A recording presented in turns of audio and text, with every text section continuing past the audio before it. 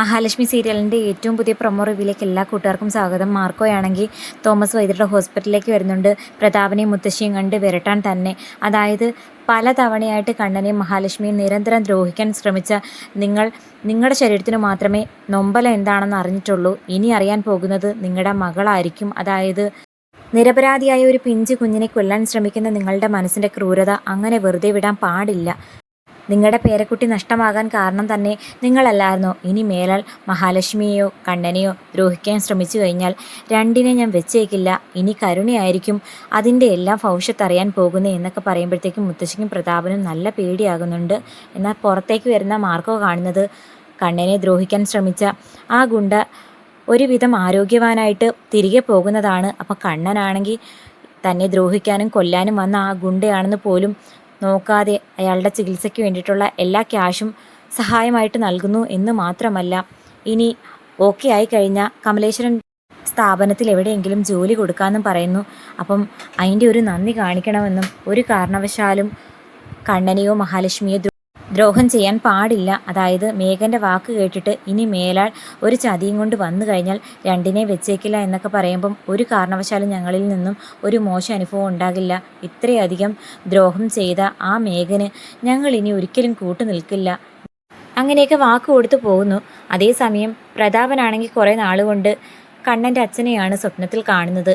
കരുണയാണെങ്കിൽ എല്ലാ സത്യങ്ങളും മോഹിനിയുടെ വായിൽ നിന്നും തിരിച്ചറിഞ്ഞ് അതിനെപ്പറ്റി വന്ന് മുത്തശ്ശിയോടും പ്രതാപനോടും ചോദിച്ചതിന് ശേഷം മുതൽ പ്രതാപൻ്റെ മനസ്സിൽ ഉണ്ണിയുടെ അച്ഛൻ്റെ മുഖം മാത്രമേ ഉള്ളൂ. രാത്രി സ്വപ്നത്തിലാണെങ്കിൽ പുറത്തേക്ക് ആരോരുമില്ലാത്ത ഏതോ അറിയപ്പെടാത്ത ഒരു സ്ഥലത്തേക്ക് താൻ എത്തിപ്പെട്ടെന്നും അവിടെ കണ്ണൻ്റെ അച്ഛൻ, അതായത് താൻ ലോറി ഇടിപ്പിച്ച് കൊന്ന ആ വ്യക്തി തൻ്റെ മുമ്പിൽ നിന്ന് ചിരിക്കുന്നു. തന്നെ കൊല്ലാനായിട്ട് വന്ന് നിൽക്കുന്ന ആ രൗദ്ര രൂപം കണ്ടിട്ട് ആകെ പേടിച്ച് വരണ്ട് ബോധം കെട്ട് കിടക്കുന്ന നമ്മുടെ പ്രതാപനെ കണ്ട് മുത്തശ്ശിയും അതുപോലെ ആ ഹോസ്പിറ്റലിലുള്ളവരെല്ലാം ഒച്ച കേട്ടിട്ടാണെങ്കിൽ അങ്ങോട്ടേക്ക് ഓടി വരുന്നു.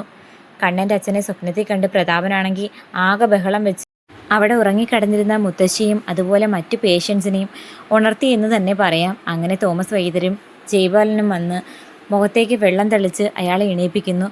അപ്പം എണീറ്റ് നോക്കുന്ന പ്രതാപനാണെങ്കിൽ പെട്ടെന്ന് തോമസ് സാറിനെ കണ്ടതും കണ്ണൻ്റെ അച്ഛനാണെന്നും പറഞ്ഞുകൊണ്ട് വീണ്ടും ഒച്ച വെച്ച് കരയുമ്പോൾ താൻ എന്തിനാ പേടിക്കുന്നത്? താൻ വല്ല ആത്മാവിനെയും കണ്ടു കാണുമോ? അതേ, സാറിനെങ്ങനെ മനസ്സിലായി ഞാൻ കണ്ടത് ആത്മാവിനെയാണെന്ന്? അല്ല, ഈ നട്ടപ്പാതിരാക്കി താൻ ഉറക്കത്തിൽ നിന്ന് ഇത്രയും ഒച്ച വെച്ച് ബഹളം വെക്കണമെങ്കിൽ എന്തെങ്കിലും ആത്മാവിനെ, പ്രേതത്തെ, ഭൂതത്തെ കണ്ടിട്ടായിരിക്കുമെന്ന് എനിക്ക് തോന്നി. അതൊക്കെ സത്യമാണോ സാറേ? പിന്നല്ലാതെ താൻ ആരെങ്കിലും കൊന്നിട്ടുണ്ടോ? അങ്ങനെയുള്ളവർക്ക് മാത്രമേ പ്രേതത്തിൻ്റെ ശല്യം ഉണ്ടാകൂ, അതുകൊണ്ട് ചോദിച്ചതാ എന്ന് പറയുമ്പോൾ പ്രതാപനാണെങ്കിൽ ആകെ ഒന്ന് പേടിച്ച് വിരളുന്നു. സാറെന്താ പറയുന്നത്? നമ്മൾ ആരെങ്കിലും കൊന്നിട്ടുണ്ടെങ്കിൽ മാത്രമേ പ്രേതത്തിൻ്റെ ശല്യം ഉണ്ടാകുള്ളൂ എന്നാണോ? പിന്നല്ലാതെ. എന്തായാലും താൻ പേടിക്കണ്ട, ഇവിടെ വന്ന് തന്നെ ആരും ഉപദ്രവിക്കില്ല എന്നും പറഞ്ഞിട്ട് ജയപാലനും തോമസ് സാറും അങ്ങ് പോകുന്നുണ്ട്. അപ്പം മുത്തശ്ശിയാണെങ്കിൽ പ്രതാപനോട് വന്ന് ചോദിക്കുന്നു, സത്യം പറ പ്രതാപ, നീ വല്ല ആത്മാവിനെയും കണ്ടോ? പിന്നല്ലാതെ ഞാനൊരു ആത്മാവിനെ കണ്ടു. നീ ആരെ കണ്ടത്? കണ്ണൻ്റെ അച്ഛനെ. കണ്ണൻ്റെ അച്ഛനെയോ? നിനക്കെന്താ പെട്ടെന്ന് ഇങ്ങനെ ഒരു സ്വപ്നവും പേടിയും വിറയലും ഒക്കെ? കണ്ണൻ്റെ അച്ഛൻ മരിച്ചിട്ട് ഇത്രയും വർഷമായില്ലേ?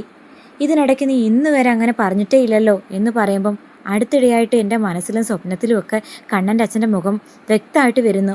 ഇപ്പോൾ ആണെങ്കിൽ കരുണമോൾ വന്ന് എന്നോട് പറഞ്ഞതിന് ശേഷം അടുത്തിടെ അടുപ്പിച്ച് കണ്ണൻ്റെ അച്ഛനെ ഞാൻ സ്വപ്നത്തിൽ കാണുന്നു. അതെന്തെങ്കിലും ദുസൂചനയായിരിക്കുമോ? എന്തെങ്കിലും അനർത്ഥം വരാൻ പോകുന്നതിൻ്റെ ലക്ഷണമായിരിക്കുമോ? ഞാൻ കാരണമല്ലേ അയാൾ മരിക്കാൻ കാരണമായത്? അയാളുടെ ആത്മാവിന് ഗതി കിട്ടിക്കാണില്ലെന്ന് എൻ്റെ മനസ്സ് പറയുന്നു. നീ എന്തായാലും പേടിക്കണ്ട, നമുക്കൊരു അമ്പലത്തിൽ പോയി ചരട് ജപിച്ച് കെട്ടാമെന്ന് മുത്തശ്ശിയാണെങ്കിൽ പ്രതാപനെ സമാധാനിപ്പിക്കുന്നു. അതേസമയം മഹാലക്ഷ്മിയുടെ വയറ്റിൽ വളരുന്ന കുഞ്ഞ് നശിച്ചില്ല, ജീവനോടെയുണ്ട്. അതിന് കാരണക്കാരൻ തോമസ് വൈദ്യരാണെന്നുള്ള ദേഷ്യമാണ് കരുണയെ അലട്ടുന്നത്. അപ്പം ദുർഗ പറയുന്നുണ്ട്, മോള് വിഷമിക്കണ്ട, അവൾ എന്തായാലും ആ കുഞ്ഞിനെ പ്രസവിക്കാനൊന്നും പോകുന്നില്ല. സമാധാനത്തിൽ ആ കുഞ്ഞിനെ പ്രസവിക്കാൻ ഞാൻ അനുവദിക്കുമെന്ന് തോന്നുന്നുണ്ടോ?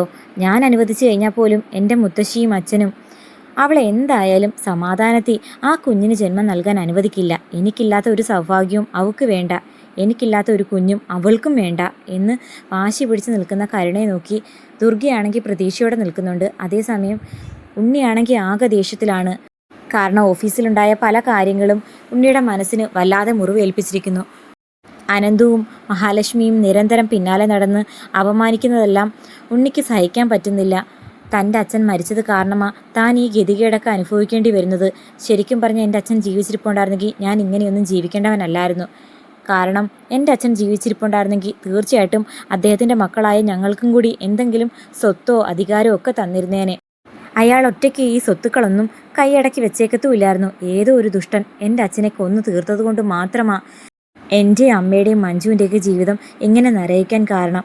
എന്തായാലും ആ ദുഷ്ടനെ എൻ്റെ കയ്യിൽ കിട്ടിയിരുന്നെങ്കിൽ ഇതിൻ്റെ എല്ലാം ദേഷ്യം ഞാൻ അയാളോട് തീർത്തേനെ എന്നൊക്കെ പറയുന്ന സമയത്ത് കരുണയാണെങ്കിൽ ആകെ പേടിച്ച് വിറച്ച് നിൽക്കുന്നു. ആ ദുഷ്ടൻ തൻ്റെ അച്ഛനാണെന്നുള്ള സത്യം ഉണ്ണി അറിഞ്ഞാലുണ്ടാവുന്ന ഭവിഷ്യത്ത് എന്താണ്? തൻ്റെ ജീവിതം പോലും അതോടെ ഇല്ലാണ്ടാകും. ഇത്രയും നാൾ ഉണ്ണിയെ വിരട്ടി നിന്നിരുന്നു എങ്കിൽ ഉണ്ണി തിരികെ ഇവളെ വിരട്ടാൻ തുടങ്ങും എന്നുള്ളൊരു പേടിയാണ് കരുണയെ അലട്ടുന്നത്. ഇപ്പോൾ കാത്തിരിക്കുക എന്താകുമെന്ന്. സത്യങ്ങളൊക്കെ എന്തായാലും എത്ര നാൾ മൂടി വെക്കാൻ പറ്റും? അധികം താമസിക്കാതെ ഉണ്ണിയുടെ അച്ഛനെയും അതുപോലെ കണ്ണൻ്റെ അച്ഛനെയും കൊന്നത് പ്രതാപനാണെന്നും കണ്ണൻ വീൽചെയറിലാകാൻ കാരണക്കാരൻ പ്രതാപനാണെന്നുള്ള സത്യം കണ്ണനും അതുപോലെ ഉണ്ണിയും കമലേശ്വരത്തുള്ള എല്ലാവരും തിരിച്ചറിയും. ഇതിനെല്ലാം പിന്നിൽ കളിച്ചത് വാമദേവൻ അമ്മാവനാണെന്നുള്ള സത്യം തിരിച്ചറിയുമ്പോൾ തൻ്റെ ഭാര്യ എല്ലാ സത്യങ്ങളും അറിഞ്ഞു വെച്ചാണ് തന്നെ വിവാഹം കഴിച്ചതെന്നുള്ള ആ ഞെട്ടിക്കുന്ന സത്യമൊക്കെ അറിയുമ്പോൾ എങ്ങനെയായിരിക്കും മഹാലക്ഷ്മിയോട് പ്രതികരിക്കാൻ പോകുന്നത്? എന്തായാലും മഹാലക്ഷ്മിയെ കണ്ണൻ ഉപേക്ഷിച്ചാൽ പോലും ആ സിദ്ധിയായ ദേവി മുത്തശ്ശിയും അതുപോലെ മാർക്കോയും ഒക്കെ ഉണ്ടായതുകൊണ്ട് കണ്ണൻ്റെ മനസ്സിലെ ആ ദേഷ്യം പറഞ്ഞലിയിക്കാൻ അവരെന്തായാലും ശ്രമിക്കും. അങ്ങനെ മഹാലക്ഷ്മിയെ കണ്ണൻ ജീവിതത്തിലേക്ക് സ്വീകരിക്കുമ്പം കരുണയുടെ ജീവിതം നശിക്കാനുള്ള എല്ലാ സാധ്യതയും കാണുന്നു. അപ്പോൾ കാത്തിരിക്കാൻ എന്താകുമെന്ന്.